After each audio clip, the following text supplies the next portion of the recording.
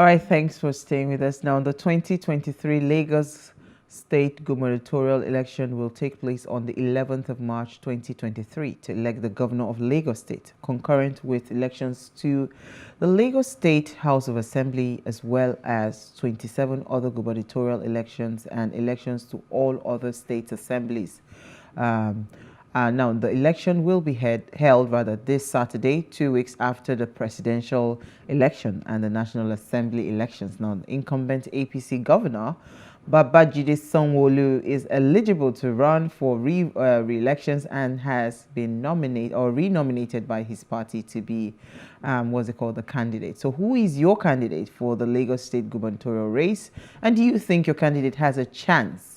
Now, please, let's hear what you have to say. Remember, you can join the conversation. Send us an SMS or WhatsApp to 081-803-4663. So the reason I'm smiling is because these are really interesting times that we're in. So for the first time in a very long time, I'm really feeling like, okay, there's a breath of fresh air with the elections, especially the 2023 general election. From presidency, you could see freshness to the kinds of engagements and all of that.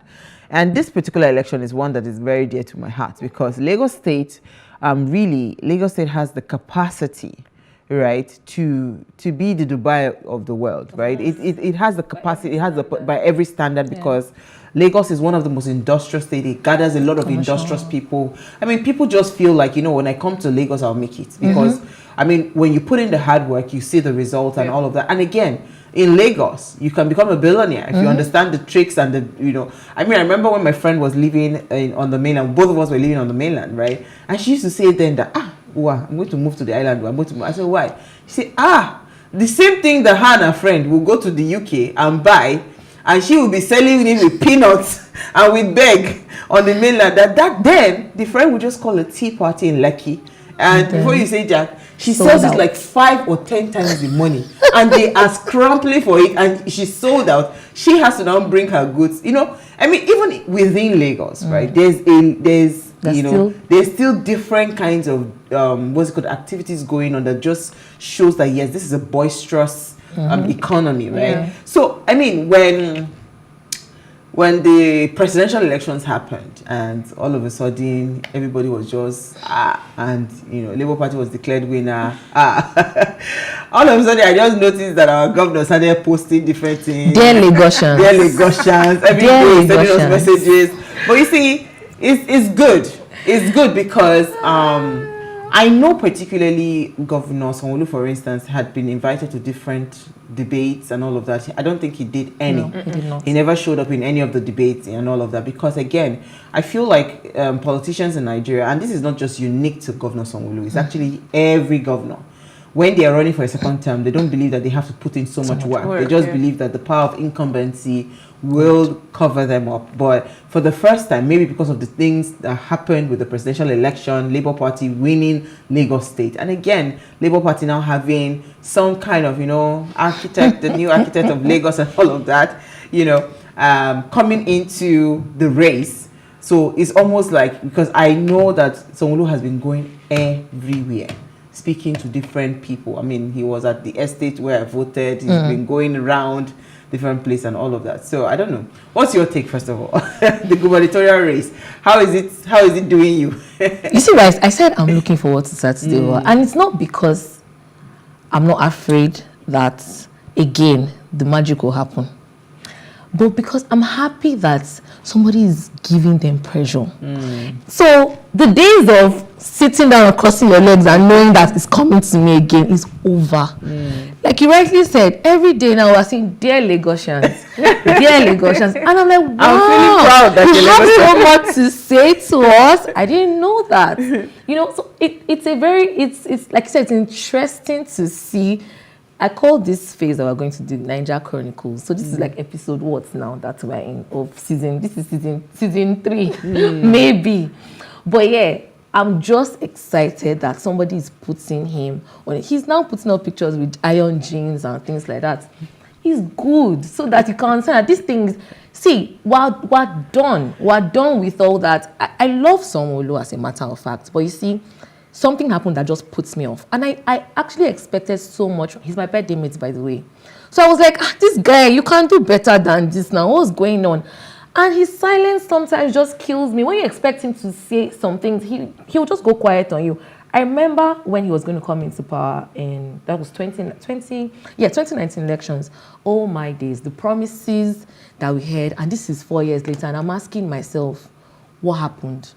What changed? What went wrong? Today somebody told me, there was COVID. I'm like, don't make those kind of excuses. COVID came.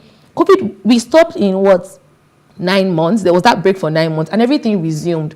Why is it that when we're just going to get to election period, that's when he started that whole real thing that Buhari came and commissioned, the real that we've been on for God knows how long now.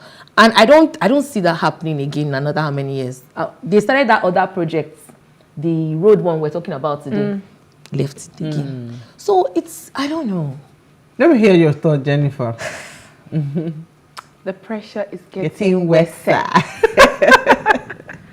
And I'm actually very happy. Like Chinelo said, normally, when there's an re-election coming up, you have the past government who feel like, yes, it's going to follow my laps. I don't have to do too much. And then you have situations where probably their opposing running mates is probably someone who is very docile, someone we don't know about, someone who doesn't have any manifesto, has nothing to offer. Had a real competition. Yeah, they've not had. Yeah, so this is a real competition, and I'm very happy. Like you said, there's always that dear Lagosians letter. It's like every 3 market days it comes up, and so every time I see it, feels like a text message. I mean, he sends it on Twitter. And you feel important. You get? I say, oh, dear Lagosians, that's nice. Now you are addressing it, because for years he has been quiet about a lot of things. Now people are calling him out and are asking, what have you done in the past 4 years? Now, I feel like as a governor, once you're like a sitting governor, if you've done anything to improve on the economy of the state, people should know about it. Because right now, I would have to ask, people have to ask him, what have you done? If I can't see what you've done, then that's a problem. And then the things that he listed, to me, I saw it and I was like, there was one building I saw in one primary school that looks like a lighthouse. First of all, I can't even see a staircase leading to that building. I can't see anything. The question is, why was that constructed? And why should that be something you are proud of to see you have done? We have a lot of issues to tackle in Lagos. We have housing issues. We have security issues. We have road. We have traffic. We have a lot of issues. And then you even have the roads that they started constructing, and till now there is nothing to write home about it. We've not seen any progress being made. People are complaining every day. People who live in Songotedo are crying every day because they go through traffic. Imagine sitting in traffic for 6 hours every day. That will reduce your lifespan. I don't think anybody wants to die anytime soon. So please just vote for the right person. And I'm glad. Please increase the pressure. I'm happy you're bringing those things up. And again, I wish Jerry sends his apologies. Actually, he's running late. Hopefully he'll be able to get here before the time runs out. But I was going to say that I'm happy you brought up those issues. And let's even narrow it to this Lagos State gubernatorial race. Why are we having issues around ethnicity? Because again, people play dirty when they see that this is real competition. Over the years, I don't believe that there was ever a competition for APC in any of the previous elections. Yeah. Why? I have a feeling like the PDP candidate is just there waiting to just come and front like I want to run. But he was never ready, really serious to run. And that's particularly one of the reasons I really did not like his person, because it's almost like you stay quiet and every 4 years you just wake up. Nobody saw Labour Party coming into the picture. So all of a sudden now there's real competition. And that's why we're seeing all these things that we're seeing, commissioning of projects, everything. So I was just talking to a friend of mine. I said, why do you have to wait every 4 years? At the 4th year, when it's an election year, you start commissioning different kinds of projects, right? Like you rightly said, if governance is felt by people, you don't even need to campaign. Yeah. People will be the ones to campaign for you. And this is a message to our leaders. We are getting wiser every day. We're getting better. We're not there yet as a people, because if we were there yet as a people, certain things will still not be happening. We're not there, but we're getting there. And we're getting to that point where if you do not do your job, you understand, you'll be kicked out of the seat. It's as simple as that. So it's not a thing of you waiting till dying minute and you're jumping helter-skelter and trying to convince people to vote for you. If you did your job, trust me, you are unshaken. And that's the truth, because this thing is not, and that's why people that are bringing up ethnicity, people that are bringing up religion and all of those things into the elections, you are actually just, you're actually very ignorant. Because if you knew how important governance is, right, you will not be part of the people pushing those propaganda. Trust me, a Tunisian or whatever can just come and become governor for all I care, as long as the job is being done. And I was listening to, what's it called? It was Yemi Adamolekun. She was talking on a talk show on TV, and she was saying that people have to be careful, especially the APC, because if you talk about candidacy and the terms of, say, okay, who is the bona fide Lagosian? What's his name? Sanwo-Olu is not a Lagosian. What's his name? Ambode was not a Lagosian, alleged. Even Tinubu is not a Lagosian, right? So if you were talking about, what's it called? If you're talking about incumbency and indigenous roots and all of that, this particular combo, that's why I'm saying that is the most, that's why it's interesting to me, because this particular combo of Princess Oyefusi and JRV, they are more Lagosians than any other combo, because Oyefusi is born, bred, buttered, everything Lagos. She's originally a Lagosian. JRV is Lagosian, and he has his mom that is from the east. So when they don't bring all these Omoale issues, and they bring issues around, what's it called, him going to hand over governance to the Igbos, for me, I think those are just very shallow way of campaigning. Now, let's even bring the subject of the Igbos here. Who are the drivers of the economy in every state in Nigeria? Every state, I'm not even specific to Lagos. Who are the drivers of the economy? Go to every state in Nigeria, the major markets that are churning out whatever. You see a lot of Igbo traders there, right? Igbos are the most industrious people. I used to say that I wish, I was an Igbo girl, because I'm sure by now I'd have been a billionaire importer, exporter. I'm just saying to you, they are very industrious. So when you start to bring those kind of lines, you reduce we must begin to learn to move away from those kinds of agendas and propaganda, and learn how to see. You know what has brought me where I am today? I learned how to tap into people's strength. Forget about their weaknesses, forget about their differences. I just focus on people's strength, and that's all I focus on. I'm not interested in whatever, that's your headache, right? But if you focus on people's strength, you will get the best out of the people. And that's what we should do, because you cannot really claim anything right now. We must learn to harness the potential that everybody has. Because the human capital, I was saying it somewhere, I don't know where I was saying it, the human capital that we have in this country is enough to make this country a first class country. But because of all of these small petty lines that we divide ourselves in, we're not able to get there. And that is a big problem for me. I have a question for Nigerians as a whole. Now, if we're going with tribal wars, I have just one question. Now, having an Igbo president, Igbo governor, or having a Yoruba president or governor or Hausa and whatnot, or Muslim or Christian, when we are suffering, we all suffer together.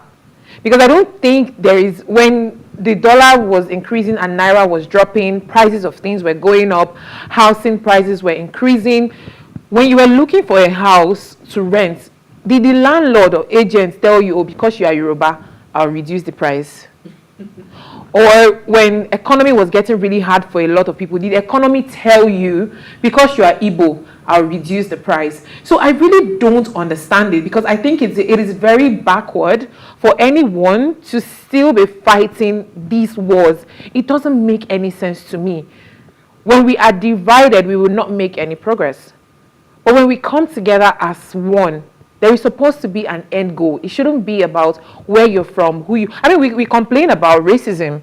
We complain that, when Nigerians or black people go abroad or go to a white man's land or country, we are being treated differently. So if you're going to complain about racism, why do you come back to Nigeria and you're now tribalist? Why? It doesn't make any sense to me. We're supposed to love each other. And I know that it is progress. I mean, we need to get to that point, but this is the same fight we've been fighting for years. Before I was born, before a lot of people were born. So why are you carrying a war that is not even yours? Why can't we just come together and vote for the good of the people?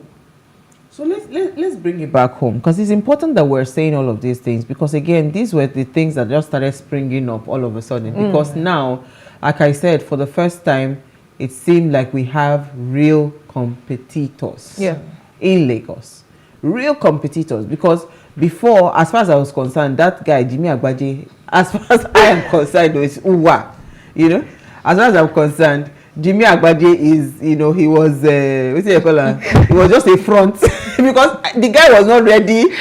But he was not ready to be governor. His adverts were very sweet. Which kind of advert is that? Those songs are very, very sweet. But it's first time I'm super excited and I'm looking forward to, you know, 2023. But I think our guest is here.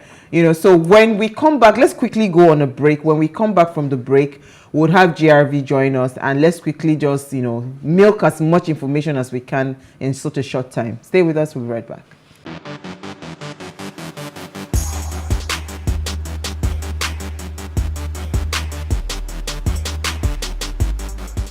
All right, thanks for staying with us now. Gbadebo Road's vivour, popularly known as GRV, or the hopeful Nigerian, is the gubernatorial candidate, Labour Party, Lagos State, an architect and a businessman. He has had his first degree in architecture from Nottingham University and a master's degree from the prestigious MIT, Boston. Now, he ventured into politics in 2017 by contesting for chairmanship of Ikeja local government under Kowa Party. And in 2019, at 35, he won the ticket of the People's Democratic Party to contest for Lagos Senatorial West.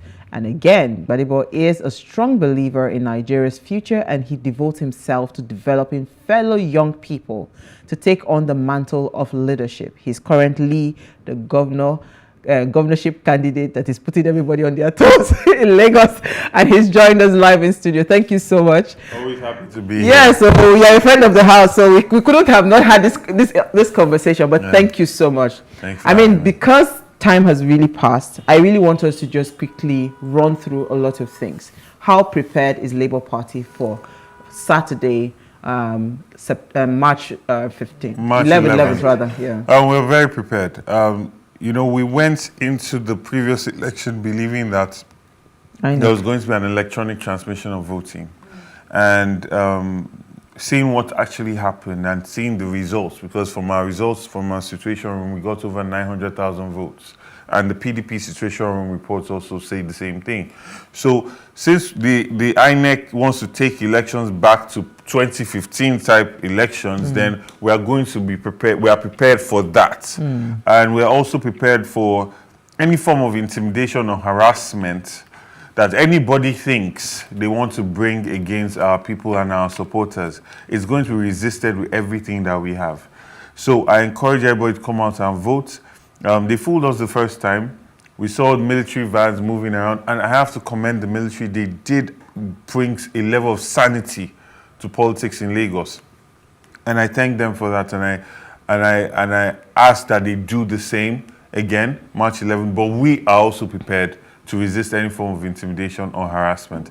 And it's one thing to think. You have to think about it. Why would a government that's had power for so many years feel the need that they must harass and intimidate their way to keep a stranglehold on a state like Lagos? It literally is them condemning and indicting themselves. Because if you've done well, people should be able to vote freely and put you back in office. Not all this intimidation. I mean, civil servants now are being forced to vote, right? I mean, they are blackmailed, they are harassed. I'm coming from Alaba and going, you go to Alimosho. The Baale of Ijegun has come out to say that he's going to do Oro festival. So non-indigens should not come out from tomorrow till Monday. Wow. Meanwhile, Oro is something where nobody should come out at all. Not just non-indigens. But you see, these are also, we have to petition the commissioner, the police, the DPO of Alimosho, and also get the DSS involved in this, because we are not going to tolerate all of this. Right? We are working everything. You saw the injunction we got against INEC, and also injunction we got against INEC using MC Lomo. The fact that we're laying all the tiles, because this is a long game. But we're going to win on Saturday. I'm very confident of that. I was in Alaba today in Trade Fair, and the reception was amazing. People's spirits and their tempo is still quite high. And we want a new Lagos, we want a new Nigeria. And also, I have to say on TV that Peter Obi is going to get his mandate back. Of that, I'm sure. We're hopeful for that. So I mean, I like what you're saying, you know. But one of the things that of course, your opposition have been throwing at different people is, oh, what experience does Badigbo have? He's just a businessman, he's an architect, and then what? You know, he doesn't have experience in governance. You know, what do you want to say to those kinds of people that say that? I asked them, what experience did Alhaji Lateef Jakonde have in public service? What experience did Awolowo have in public service? And these are the people that they look up to. What Alhaji Lateef Jakonde did for 4.5 years, the APC government has not been able to do it in 2 decades. And what drove him? It was his capacity, his transparency, because he was not a thief, and his love for his people, and his visionary sort of leadership. And that's what it's about. Anybody that's been in this government for 20 years has only gotten experience in maintaining the status quo of state capture, of aggregating wealth to one man, his family, and his cronies, of being surrounded by water hotels supplying water. Meanwhile, they grew up in Lagos where they could drink water from the tap. Of having about 15% of people that send their children to school, send their children to public school, which means even the maid in a house that's barely earning enough is trying to get her children into private school. But these people that are complaining, that are saying that they have all this experience, they were able to go to public school, right? And this is the Lagos that we're in now, that they've given us. But they enjoyed the Lagos that they had. They were not flying abroad for injection that time, right? So I'll let Chinelo and Jennifer come in, but just to take you back to what you just said, 2 decades of nothing. How do you think you want to correct that? Oh, well, first of all, Lagos State has tremendous wealth. And when I say wealth, I'm not just talking about money. I'm talking about the capacity, human capital. Because people are making so much, they're pushing so many boundaries, and you consider all the odds against them. The traffic situation, the government working against them, government shakedown, multiple taxations, lack of an enabling environment. Lagos State ranks lower than Kaduna in terms of ease of doing business. And Kaduna is dealing with Boko Haram issues, right? But meanwhile, Lagos State is supposed to be commercial capital of Nigeria, right? So the moment you open up Lagos State accounts, make it transparent, set benchmarks to determine, okay, this is a good deal based on world best practices for road, for rail, then you can now start to stretch your resources. The moment people start to see transparency and accountability in your governance, the more the private sector is willing to invest in it, because Lagos State is feasible, it's underserved, there's so many problems that need to be solved, and people will key into it.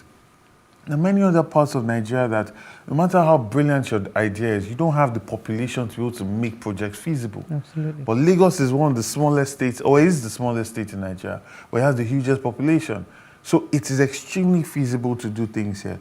So for me, it's just, I mean, what Jakonde achieved in 4.5 years is that standard that I want to top. And I believe that we can do it. We can do it with the civil service. You see, now there's a lot of blackmail. People are going, the APC government saying, I'm going to fire. Because I hear from the presidential results that they actually almost lost in Alausa. But let me let the ladies come in. Okay, so I was going to talk about state capture, but I think you touched on that a bit. Okay, let me now come to transportation. We know that Lekki-Ekpe Expressway is one very busy, and then we have just that straight road that goes all the way to Ekpe. So I'm going to ask, are you going to provide any alternatives? Is there anything you're going to do There's a about coastal that? road that's supposed to be linking from down Niru VI side, but currently has been built upon, and there are shacks there, which is another problem, affordable housing. So we're going to connect that coastal road all the way down to Bejuleki. And then on the other side of Lagoon, connect a coastal road from Ikorodu all the way down to Ekpe. And then link these 2 roads by 6-kilometer bridges, at least 3 or 4. Right? That way we've created a belt road and a belt road design, which is the most efficient means of moving things around. And that would then open up this corridor. But for some reason, again, all of these things that there doesn't seem to be a true effort by this government to actually make the lives of Lagosians easier. Every development that comes into place is simply a means of capturing more wealth for themselves, right? And that is why we keep saying that Lagos State is stifled and Lagos needs to breathe again. Right? Because for any development to happen, it must be that a certain interest has been taken care of. Yeah. Sure. But we are going to change that and create a Lagos State that is platform driven. So if you have a truck and truck meets requirements, you plug, play, you have your route, you pick waste, you take it for recycling, upcycling. You don't need to know anybody in the party. This is interesting what you're saying, but let me bring you back to Governor Ambody. I hope you know that one of the bane of his downfall was the fact that he wanted to bring some of these innovations, right? Because there's an existing structure. 2 decades is not a joke. It's not 2 years. Well, you see. So how? No, wait, Yes. wait. You see, you've answered your question. Ambody came through a structure that was extremely corrupt and only was focused on themselves and their interests, and wanted to bring innovation to it. You see, that's why I'm not going to run under the APC. Because as I'm saying all of these things in my head, I was just thinking that's nonsense. You can never do it because these people benefit from the mediocrity that Lagos is in. Yeah. But coming from another platform and bringing a new voter demographic. You remember every time I've come here for the last 2 years, I've always said this. We are bringing a new voter demographic to the ballot. We are redefining politics in Lagos State. So when we take this power, we can make things more efficient. Right? Because now we're creating a new system. We are still working with the existing structures, the civil service, all of those people. The civil service, Lateef Jakonde had the civil service. We are going to increase their salaries. We're going to give them more training. We're going to pay them a living wage, not a minimum wage. By the time you do these things for the civil servants, you can then, let me give you an example. See, because you pay people so poorly, you still pay the opportunity cost because of all the bribes that they take and how inefficient they make Lagos, which you then pay an ultimate cost because people and businesses are not going to come into Lagos. When you look at ease of doing business and the poor rankings of Lagos State, you need to understand that a lot of business is actually lost based on that. So we pay our civil servants well, we give them quality training, we reward merit and excellence, and we work with that civil service. Lateef Jakonde worked with the civil service. Awolowo worked with the civil service, right? So it's how the head goes, the body will follow. And that is what's going to happen in my government. I believe that the civil servants, they want to be excellent. They want to be able to be productive. I think that it's like how people think that these agros on the road just want to be lazy. They don't want to do any work. It's because the state government has enabled them. They use them at this time to suppress votes. So whatever else and they afterwards do, they discard them. But it doesn't mean that those young men don't want to work if you give them the opportunity, or they don't want to get skills if you give them the opportunity, right? And that's exactly how I see governance. So please, any civil servant watching this, your jobs are safe. In fact, you're going to earn more. You're going to have a better quality of life. You're going to have the access to be able to move to a middle class level of work. And the only people that have anything to fear are the people that have been stealing from the Commonwealth of Lagos for 2 decades. So I like what you've said, but I want you to touch on 2 points. You said you're going to give the civil servants living wages and no more minimum wage. Yes. And to me, that's interesting and also very exciting.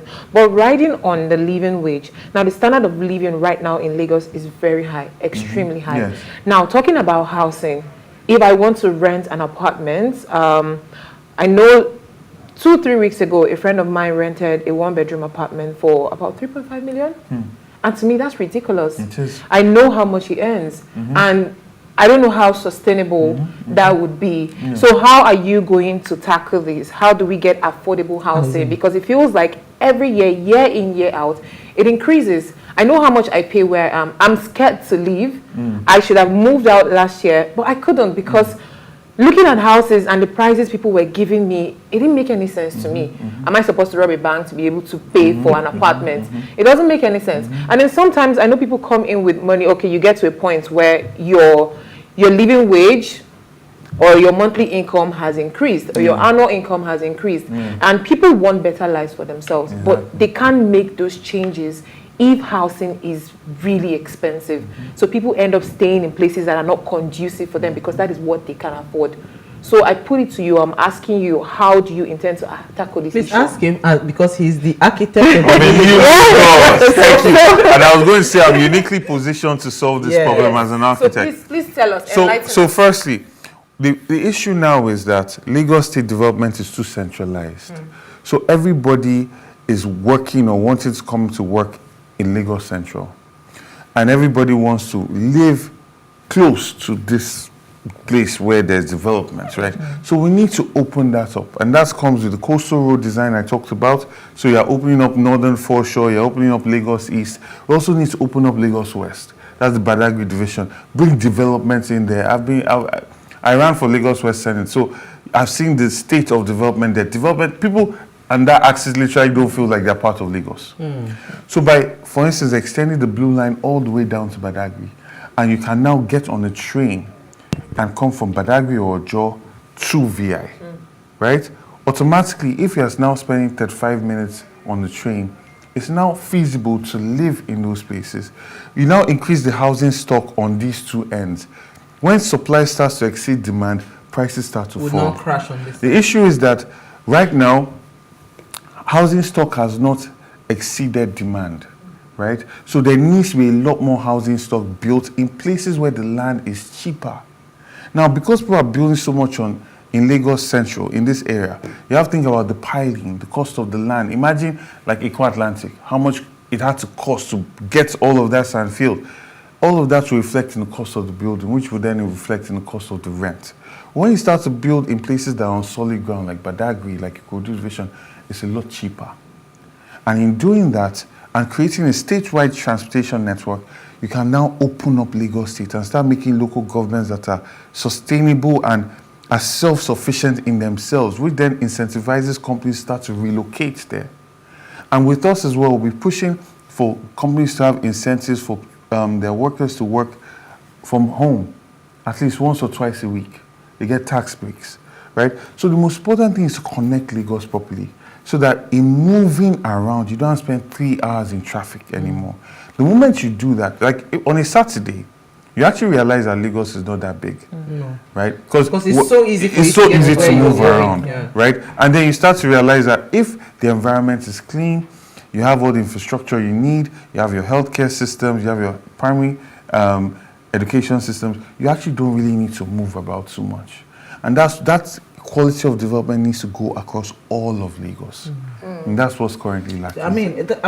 Because again, we had said before you came on board that there are some parts of Lagos that don't feel any government presence, yes. Government presence, and it's sad. Yeah. Because if you really talk about, because I want to bring it to ethnicity, because it's one of the things that have been driving your opposition, saying you will hand over Lagos State to Igbos, and all of that. But the Igbos, for me, I feel like they are very industrious, and they've been able to bring in a lot of funds, capital they've contributed heavily in the GDP of Lagos State, right? So if you really want to move away from the pettiness of the campaign that is going on around ethnicity, what would you say? How do you intend to tap into some of this? Because I believe so much in human capital. How do we tap into that and just bring everybody together and see how to build truly? Because Lagos has the capacity, I was saying it before you came on board, has the capacity to even do much better than Dubai. Of course. Because we have everything that can make us a truly mega first-class mega city. Yes, how do we now tie up all of these things nicely? And if you had one promise, to give to anyone that's watching, what would that promise be? It will be to create infrastructure to go into all these markets and create an even quality of development across Lagos State. You see the roads that are going to the markets all around the Badagry division, the inner roads as well, is a complete mess. It's mediocre at best. And all of these things. And then also you then have, for instance, I'm coming from Alaba, right? 2 things that they said. One, the roads and the whole agri system where people that are bringing things into the markets, the money is collected from them 4 or 5 times on the same road. People taking things out of the market, money is collected multiple times. So people just don't even want to go to the market to buy things. And they literally said to me that the volume of commerce that has happened has nosedived. So not just because of the economy, but because of the infrastructure decay, right? So we're going to connect the markets a lot more. I mean, like on that axis, you're trying to get roads that are coming in from Alimosho, from Amuodofin, making it easy for transactions to happen. Also ensuring that the road infrastructure is solid and taking away all these young men that are wasting their lives on the street and reducing the ease of doing business, giving them employability skills so they become more productive, right? So these are things that we're going to focus on in relation to what you talked about. And I like that you said I won't take away the pettiness of this thing, because the amount of wealth that the Igbos, Southeasterners, and really non-indigens in Lagos State have brought to Lagos State, they are a major pillar in the economy of Lagos State. Absolutely. And it's very unfortunate because Lagos State, the indigenous of Lagos have a culture of openness and welcoming. This is why a man from Iragbiji could become something in Lagos. A man from Kwara could become something. A man that's representing Ikeja from Kogi could become something, right? But then all of a sudden there's this desire to change that culture and start pointing fingers and leave development out of the areas where these people live. And that's what we're going to change as governor of Lagos. Absolutely. Let's quickly take comments then. Go ahead. So past governors who came into power had also made promises. A lot of them had said different things that they want to do. And here you are, you're also making promises and you're saying a lot more things that are appealing to a lot of Lagosians. So my question to you is, why should we trust you? Why should we believe you? And if you don't deliver, what happens? We will kick you. I love that. So the fact of the matter is, I can only get into position because the people put me there. I'm not buying my way into office. I don't have the thuggery and voter suppression to get my way into office. And there's a thin line between love and hate. When people have put you in and you let them down, they will get you out. So the onus is now on me to deliver. And that is why it's important for people to participate in politics. Voter apathy has killed our democracy. And what we saw last week, Saturday, showed quality voter engagement. We won it. And also, I have to correct this idea that it was a win by a particular tribe. No. Lagosians voted for Peter Obi. We won in Koshofe. Yes, we won in Koshofe, which is mainly populated by Yorubas. We won in Shomolu, which is mainly populated by Yorubas. We won in Alimosho, Magodo, which is mainly populated by Yorubas. We won in Ikeja, which is mainly populated by Yorubas. So people are tired, right? And so that's one aspect of it. Secondly, I think when a politician comes to talk, you should look at their pedigree, look at their antecedents. My love for Lagos and my love for Nigeria, I've been preparing myself for this for the last 12 years, or more even, more than that. Every decision, whether it's going to MIT and my thesis is on creating communal waste management systems for which I got a distinction, or working with the American government to solve flooding in cities because of Lagos' coastal nature and getting those skills and capacity, or working with the Chinese government to build vertically without losing community touch, because that is where Lagos needs to go because of our small footprint. Or come back to Nigeria and get involved in affordable housing, or focusing on fighting the government based on their policies in relation to genetic modified foods. I love Lagos. I love Lagos. I love Lagos. I love Lagos. This is where my pedigree comes from. This is everything to me. So I've shown this consistently, whether it's being part of the NSAS movement. I've always stood on the side of the people. And it's not something that you can fake. Absolutely. And you can go and verify that. Absolutely. This is actually the wrap up. Okay, quickly, let's take our comments. Okay, this one says, hello, ways ladies. My message is to Jeremy. Jeremy should disregard the petty tribalistic and political mudslinging antics. A weak person who lacks capacity to debate objectively on a subject matter resorts to baseless name calling. I'm rooting for you, and this is from God bless you. Thank you. Good evening, my dear beautiful sisters of What Are You Saying? #ways. Lagos gubernatorial race. I thank God for everything and for another opportunity to cast our votes again come Saturday, 11th of March 2023. My comments are not much. Honestly speaking, I am yet to recover from the daylight robbery during the last election. I cannot be proud of having someone who knows that he rigged an election as a president. It does not make sense to me at all. Your guest made mention of something that has made my day, and I can confidently sleep well this night. He said that Peter Obi will regain his mandate back, and it sounds like music to my ears. My prayer is that Labour Party wins on Saturday. Thank My you name so much. is Daniel Ilo. I think a lot of Very people are fun. rooting for you, Thank you, JRV. Daniel. You bring freshness to this campaign. Thank I'm you. proud to see that you're a friend of the house. Thank And you. we're looking forward to Saturday. For those young people, go out there and vote. And if you missed our quote for today, here it is again. Okay, so it says, we cannot be mere consumers of good governance. We must be participants. We must be co-creators. Creators, You must yes. be part of people that bring in good people into governance. Thank you again. Thank you And so I'm much. saying to you that I wish you all the best Thank for you. Saturday's March 11th. Thank See you. you guys tomorrow at 8 p.m. as we bring another great conversation to your screen. Thank you, ladies. Thank you.